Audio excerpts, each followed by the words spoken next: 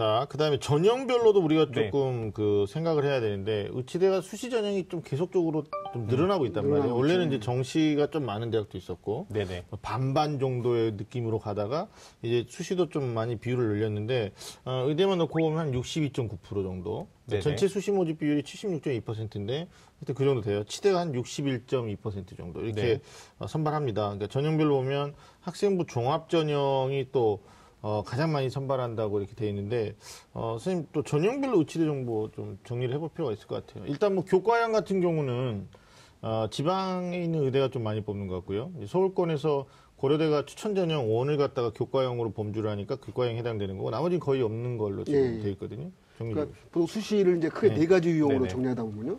학생부 교과형, 종합형, 논술형, 특기형 이렇게 나눌 수 있습니다. 그 중에서 의대만 가지고 봤을 때는 약 44%를 수시 모집 인원의 44%를 종합전형으로 선발하는 게 가장 많다고 볼 수 있고요. 특히나 학생들의 선호도가 높은 서울 및 수도권 소재 대학들은 대부분 종합전형으로 많이 모집한다고 볼 수 있습니다. 그리고 지방권 의대들은 주로 교과 전형으로 모집하고요. 일부 또 주요 대학들에서는 논술 전형도 약 253명 모집하는데 이것도 이제 의대 갈 수 있는 주요한 또 문호라고 볼 수도 있습니다. 그렇죠. 네. 수도권 대학 중에서 이제 논술 보는 대학이 서울권은 지금 논술을 안 보는 대학이 고려대하고 서울대고요. 나머지 다 보는 거죠. 다 본다고 봐야죠. 네.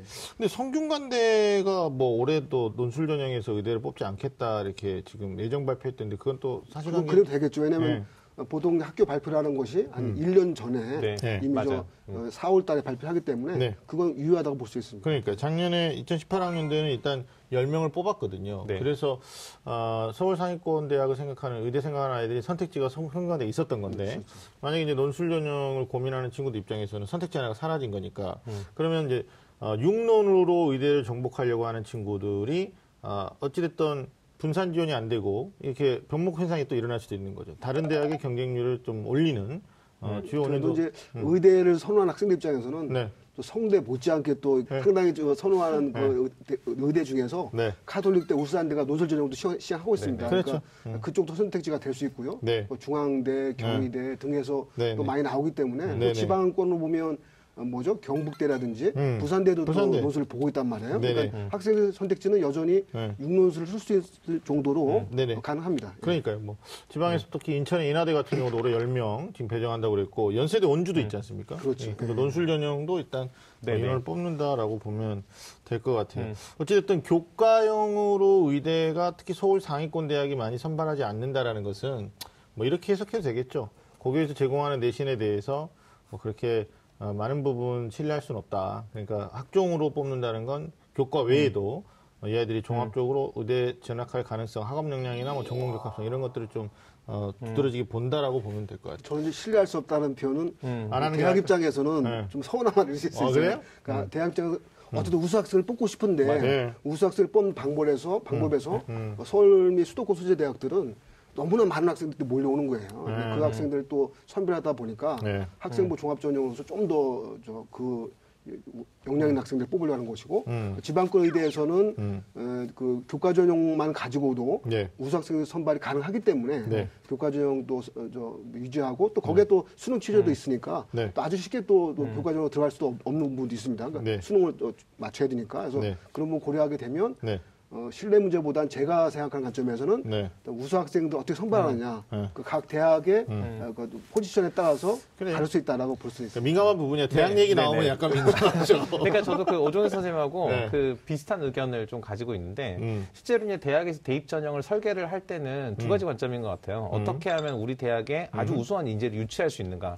그다음에 두 번째는 어떤 전형을 실시했을 때 실제로 학교 생활을 잘하고 진로를 잘 개척해 나가는 우수한 학생들을 우리가 계속 데리고 있을 수 있는가 이런 관점이거든요. 근데 의대는 워낙 경쟁률이 치열하다 보니까 어떻게 하면 경쟁률이 치열한 최상위권 학생들의 속에서 변별력을 갖추어서 학생을 선발할 수 있을까 이런 관점이 적용이 되는 것 같아요. 그래서 아까 말씀하셨던 지방의 의대들 같은 경우는 교과 전형이 최우수 학생을 변별해내는데 가장 적합한 방법이었던 거고요.